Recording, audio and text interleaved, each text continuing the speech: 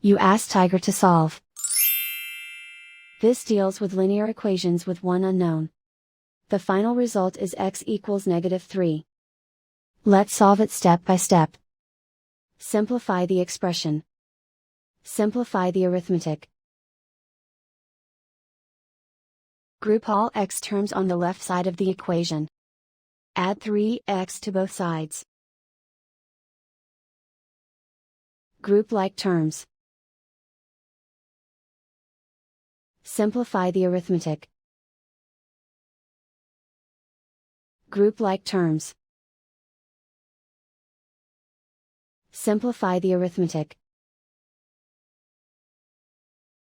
Group all constants on the right side of the equation. Subtract 1 from both sides. Simplify the arithmetic.